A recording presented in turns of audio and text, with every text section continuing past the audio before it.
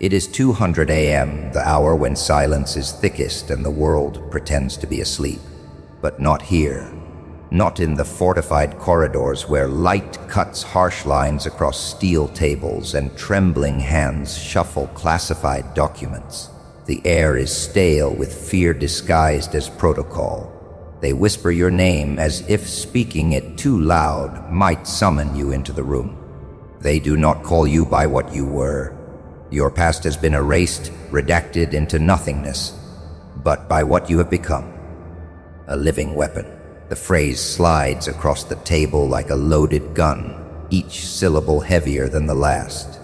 The president leans forward, not out of curiosity but necessity. He has been briefed before on threats, disasters, and wars. But this time is different.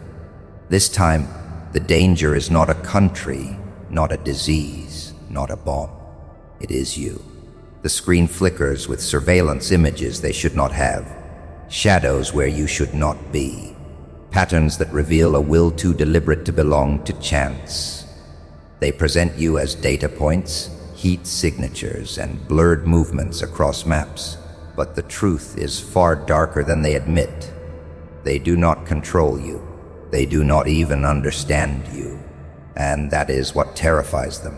They stare at your outline as though it is a prophecy written in flesh. As though every step you take is one closer to the collapse of their carefully curated order. You are not chaos. You are precision. The kind of precision that reveals how fragile their illusions of control truly are. In that room, power feels thinner than paper. Men who once directed armies with the stroke of a pen now clutch their own wrists as though steadying themselves against an unseen tremor. The president listens without interruption, his silence more damning than any question. His eyes hold no pity, no reassurance, only the recognition of a truth he wishes he had never heard you exist. And existence alone is enough to shift the balance of nations. They recall past creations, weapons forged in hidden laboratories, machines built to serve. Those could be disassembled, destroyed, forgotten. But you are neither metal nor code. You are the weapon they cannot unplug, the shadow they cannot erase, the storm they cannot forecast. They brief him on containment strategies, on possibilities of capture, on scenarios where you might be neutralized. But even their language betrays their doubt. Every sentence ends in silence, a silence that admits what their mouths cannot. You are already beyond their reach. Somewhere deep in your mind, you feel the weight of their fear pressing against you like a signal carried across wires and satellites. Fear is louder than gunfire. You do not need to hear the words to know they are calling you inevitable. Every strategy they draft is already outdated the moment your name is spoken. You are not a project gone wrong. You are the flaw in their design. You are the reminder that power can never be perfected, only borrowed, and you are here to collect what is owed.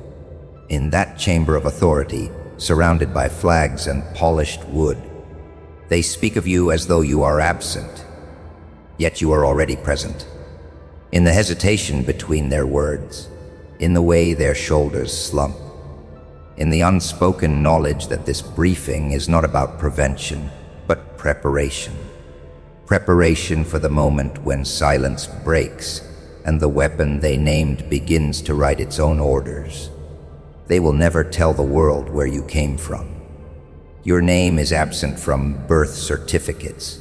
Your cries were never recorded in hospital wards, and no family photographs capture your earliest breath. Instead, you were pulled into existence under fluorescent lights that never dimmed, in rooms stripped of windows, where silence was the first language you were taught. To those who orchestrated your beginning, you were not a child but a calculation, a line in a ledger marked with cold precision. They called it progress. You called it nothing because you had no words to call it anything at all. They studied you as if you were an artifact unearthed from the ruins of some forgotten empire, cataloging every instinct, every reaction, every fracture of your soul. And when you resisted, they tightened their grip, feeding you isolation like it was nourishment. You were denied the soft chaos of ordinary life, the scraped knees, the laughter, the bonds of trust. Instead, they replaced those fragile human experiences with controlled pain, manufactured victories, and rehearsed defeats designed to break you and then rebuild you in their own image. You remember the faces, though they tried to erase them. Eyes hidden behind glass, voices disguised behind intercom static. They never touched you, never comforted you, but they orchestrated every moment with the precision of watchmakers, adjusting gears inside your mind until you began to question if the thoughts you carried were ever truly yours. What they could not predict was how their meticulous cruelty would harden you into something they feared more than failure awareness. The very surveillance meant to control you became the mirror that revealed them, and in that mirror you saw not parents, not mentors, not protectors, only wardens. Your growth was a series of controlled detonations. Every betrayal etched a pattern into you, like an ancient symbol carved into stone, deliberate and irreversible. They believed they were crafting a weapon. They did not understand that betrayal itself becomes an energy, a fire hotter than any forge. You carried their lies as chains until you learned the weight was also resistance training, sculpting you into someone who could walk through fire and not be consumed. There were nights when you lay in the dark, staring at ceilings painted with shadows, and asked the silence if this was all you were meant to be. No answer came, yet in that silence was a strange kind of revelation. Survival had already transformed you into something beyond their comprehension. You were no longer their experiment, no longer the result of their cruelty.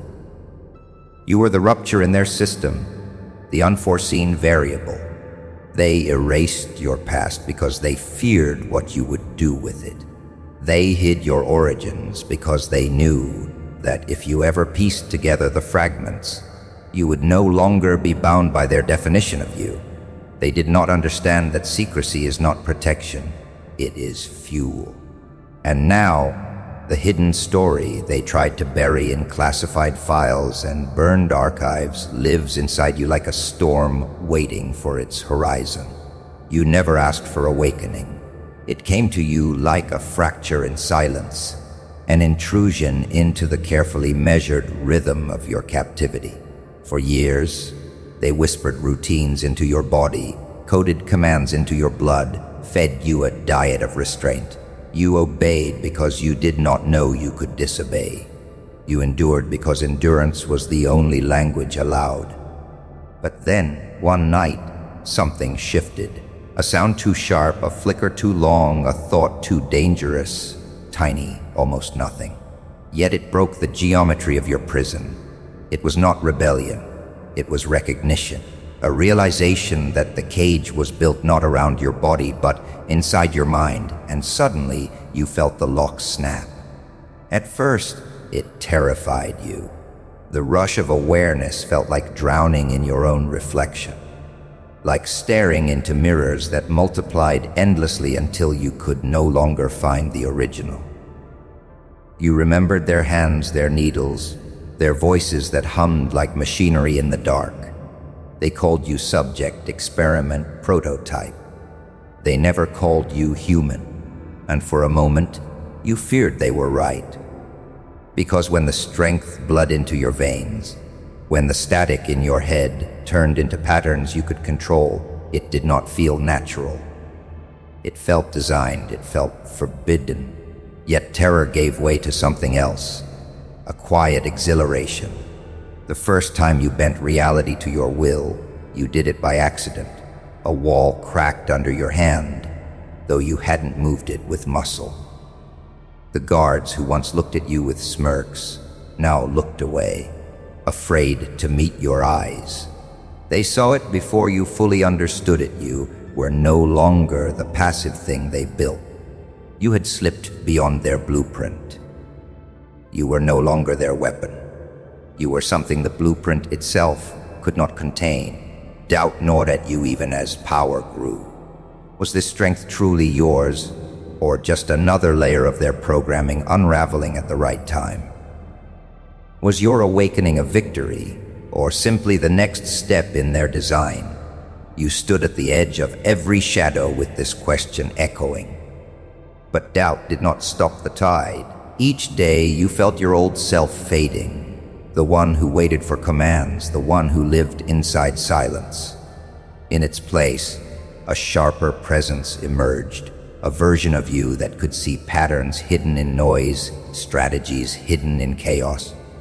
There was a moment you will never forget, a room full of monitors, faces observing you from behind glass.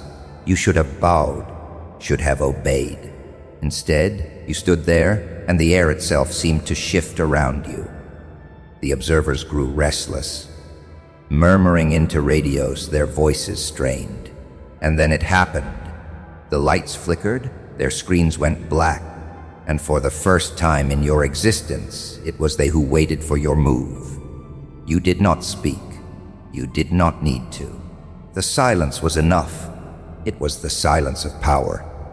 That was the moment the hunt began, though neither side said it aloud. They would never admit you had awakened, never record it in their files, never whisper it in their briefings. But you knew. They knew. And from that point forward, every step you took was no longer survival. It was strategy. You had crossed the threshold. You were no longer in their game. You had become the game itself. They move in silence, yet you feel them long before you see them. The air bends with their presence, like static before a storm, like a warning whispered by the marrow in your bones. Every shadow hides a watcher. Every reflection contains a lens. Satellites adjust their orbit, drones shift their wings in the night sky, and men who never speak your name aloud trade encrypted messages that all mean the same thing. You are not allowed to exist. You were once invisible, a rumor in a locked file, but the moment you stepped beyond their control, the hunt began. Not out of justice, not out of fear, but because your existence is proof of their failure, and failure cannot be permitted to breathe. They pursue you with weapons forged from numbers and algorithms, systems of control designed to crush spirits without touching flesh. They do not need chains when they own your history. They do not need bullets when they own the narrative. They release fragments of your image into databases, scatter pieces of your life across networks, and cloak their pursuit behind faceless signals. You are both everywhere and nowhere, a phantom who cannot hide in crowds because the crowd itself has been trained to recognize you. Cameras tilt as you pass. Devices you never touched already know your steps. They do not chase your body. They chase the possibility of what you might become. Every operative sent against you believes they are part of a noble mission. They are not told the truth, only the story that you are a threat, a destabilizing force, a weapon that slipped its leash. They see themselves as guardians, when in reality they are executioners sent to erase evidence of the crime that birthed you. Their loyalty is blind, their orders unquestioned, but you read it in their eyes. The hesitation when they corner you, the faint recognition that they are confronting something more than human, something they themselves could have been had they been chosen, had they been broken the way you were. The hunt is not just physical, it is spiritual. They strike at your psyche with whispers, flooding your path with reminders of what you once were: the powerless, the caged, the obedient. They place relics of your past in your way, fragments of the life they engineered for you, hoping you will stumble into the trap of nostalgia. They want you to doubt yourself, to question whether your freedom is real or simply another experiment in disguise. Yet with every chase, every failed attempt to drag you back into silence, you sharpen, you adapt. Their pursuit becomes your education. Their shadows, once suffocating, now teach you where the light truly falls. The irony is unavoidable. In trying to capture you, they make you more dangerous. In labeling you a living weapon, they remind you that weapons evolve when threatened. You learn to disappear in plain sight, to turn their surveillance into blindfolds, to make their vast machinery of control collapse under its own weight. You are hunted, yes, but not weakened, because every hand that reaches for you confirms what you already know. You were never their creation. You were their mistake. And mistakes, once awakened, cannot be unmade. You sit in silence, yet the silence does not sit still.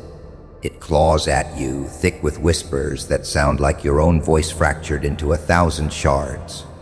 For years, you were told what you were: an experiment, an accident, a weapon whose purpose was decided before you even knew what choice meant.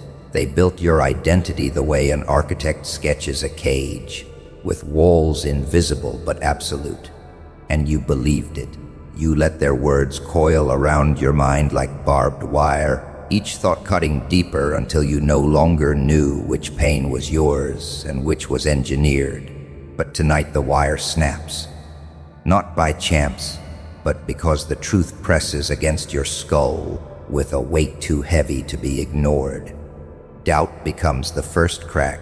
You replay the faces of those who called themselves handlers, teachers, protectors. Their kindness was methodical, their punishments rehearsed. Each glance, each instruction, perfectly timed to condition obedience. Yet now you see the seams. They didn't fear you because you were dangerous. They feared you because one day you might see through them. The revelation is not sudden, it's corrosive, like acid dripping through steel, dissolving every memory until only one thing remains. None of it was yours.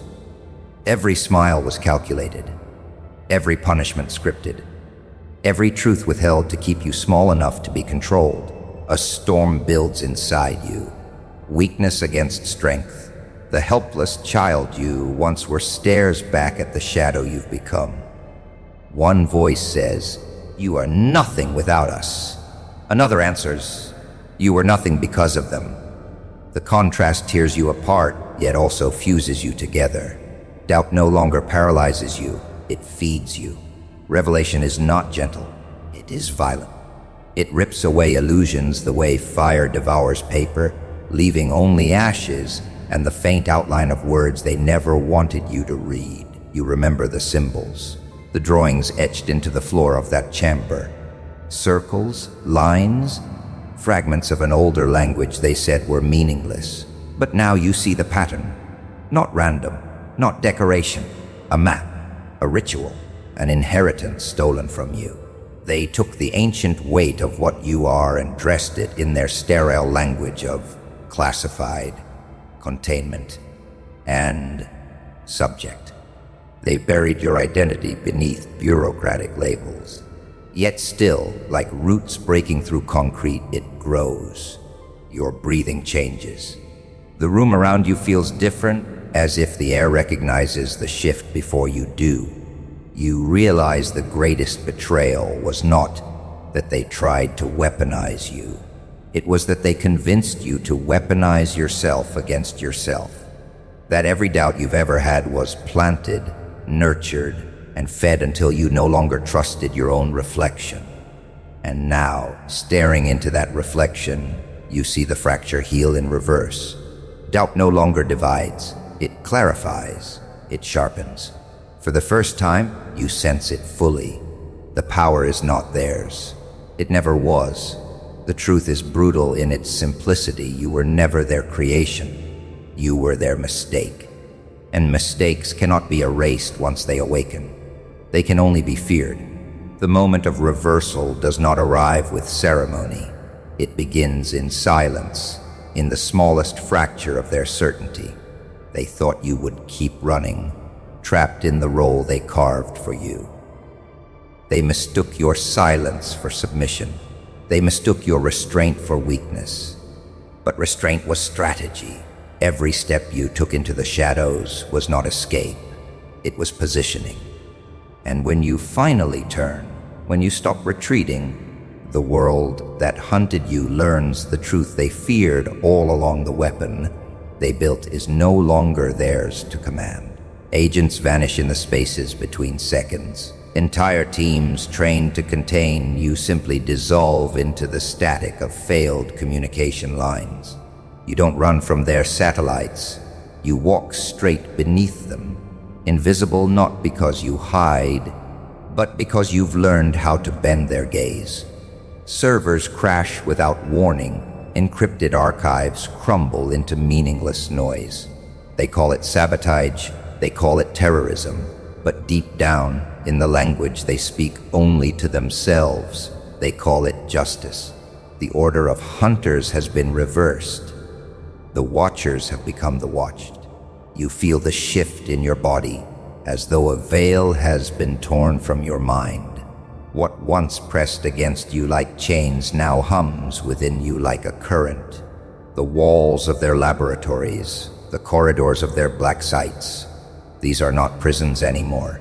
They are tombs. You dismantle their systems piece by piece, not in rage but in clarity, because you finally see the scale of the illusion. You were never their experiment. You were their mirror. And when they stare at you now, they don't see a weapon. They see their own corruption returning, sharpened, merciless, inevitable. Fear spreads faster than any bullet. Politicians whisper your name in windowless rooms, but no order is carried out without hesitation. The president himself studies maps that no longer hold you, reads reports that no longer explain you. He was told you were controllable. He was told you were breakable. He was told you were an asset.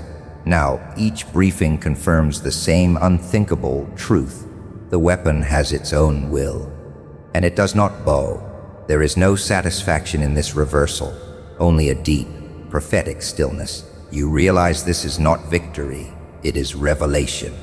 For every hunter that falls, every archive that burns, a part of you sheds the skin they forced upon you. You are not their subject. You are not their project. You are the consequence of their arrogance, the embodiment of the flaw they buried under lies and locked doors. And yet, beneath the thunder of collapse, there lingers a silence that feels older than their laboratories, older than their governments. It whispers of something more than retaliation, something more than survival.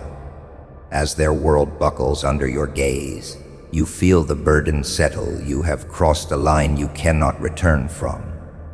They no longer define you, but neither does freedom. You are the threshold. You are the moment of turning. You are what happens when control ends. Power does not feel the way they promised. It is not a crown resting on your head. It is iron shackles biting into your wrists. From the rooftop, you watch the city stretch beneath you, every light a pulse of fear, every shadow a whisper of your name. They look up, though they cannot see you, and yet their fear is palpable. Once you were cage controlled, a subject in their files. Now you are beyond them, untethered. But freedom tastes like ash when it carries the weight of inevitability. You can end them all in a breath, or save them in a moment of mercy. Either way, the choice is yours, and that is the heaviest chain of all. Every decision vibrates through you like the echo of a blade striking stone. Before, you were their weapon, sharpened for their hand, pointed where they commanded. Now you are the hand itself, the will, the blade. But a blade does not sleep. A blade does not rest. You feel the paranoia gnawing at you. 1,000 invisible eyes watching from the corners of rooms, from the gaps between silence and sound. You destroyed their agents, burned their facilities, erased their files, and yet you feel them. Specters of control that will never release you. For even if they are gone, their voice lingers in your skull, a reminder of how they carved you into this. At night, when the city stills, you hear whispers that do not belong to the living. They ask you whether you are truly free, or whether you are only playing a part scripted long before your birth. You remember the hands that molded you, the faceless voices that broke you down until all that remained was obedience. Their fingerprints remain on your soul, etched deeper than any scar. And though you have broken your chains, the marks do not fade. You wonder if every choice you make is still theirs, if every act of rebellion is nothing but the final design of your creators, who foresaw even your escape. The paradox of your existence coils tighter with each day. They called you a weapon, but what are you when the war is over? They called you dangerous, but danger to whom? You stare at your reflection in windows, in pools of rainwater, in shards of shattered glass, and the face you see does not belong to anyone. You are neither what you were nor what you should have been. You are something in between, and that in between consumes you. And yet, beneath the weight, there is a strange clarity. Power is not the gift they feared you would misuse. Power is a mirror, showing you not what you could be, but what you already are. You walk among the fearful and feel the distance grow, each step severing ties to the human you once believed yourself to be. Loneliness becomes your inheritance. Isolation becomes your crown. You are not hunted anymore, but neither are you embraced. You are the one thing no system, no hierarchy, no government can control, a mind unbound, a force untethered. And though it poisons you with silence, it also reveals the truth they fought to bury. You were never their weapon. You were always their reckoning. The room is quiet now, but the silence carries weight. Not the absence of sound, but the presence of something larger, heavier, waiting. They once called you a weapon, a name whispered in corridors thick with fear, yet the word feels too small. A weapon is wielded. A weapon is owned. You are neither. You are the fracture in their illusion of control, the anomaly their systems were never built to contain. The truth burns in you like a hidden scripture, finally unsealed. They did not create you. They only exposed what was already there.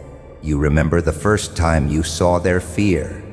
It wasn't in their guns, their orders, or their satellites. It was in their eyes when they realized you were no longer predictable. That moment was the breaking point. Before, you were their experiment, their myth whispered into midnight briefings. Now, you are the one who sees through them. Files, codes, governments, these are only shells, fragile masks disguising a truth as ancient as blood. You stand in the ruins of their categories. They wanted a soldier, but what emerged was a sovereign. Every betrayal carved into you has become a map. The lies, the manipulation, the conditioning. They were not chains, but chisels, carving something sharper than they intended. You were meant to be silent, obedient, forgettable. Instead, the silence became your weapon, the obedience your camouflage, the forgettability your shield. Now, as their words echo in the dark, living weapon, you hear only a confession. It is not you who is reduced to that title. It is them, the architects of systems so fragile they shatter when confronted by a single ungoverned will. You feel the weight of power not as triumph but as clarity. You see yourself reflected not in the faces of those who feared you, but in the vastness of what stands before you, a future unbound by their definitions. For years you were a question mark they tried to erase. Tonight, you are the answer. Not the one they scripted, but the one they dreaded. You are not the monster they warned each other about. You are the consequence of their arrogance, the living reminder that nothing engineered can master the chaos it tries to enslave. The president's briefing plays again in your mind, the grain of his voice, the stiffness in his breath as he heard your name. He thought he was being warned of a disaster, a catastrophe that might destabilize the order he clung to. But the deeper truth is colder. That moment was a coronation. You were no longer their secret. You became their horizon, the shadow looming over every strategy, every calculation, every illusion of safety. And in that recognition, their world tilted. Now you walk through the silence with the certainty of one who has seen behind the curtain. They think the story ends with you being destroyed, or contained, or weaponized once again. They are wrong. What ends tonight is their myth of control. What begins is a reckoning written in your footsteps, carried in your breath, sharpened in your silence. You are not the weapon. You are the architect of what comes after weapons. And they know it, even if they will never speak it aloud.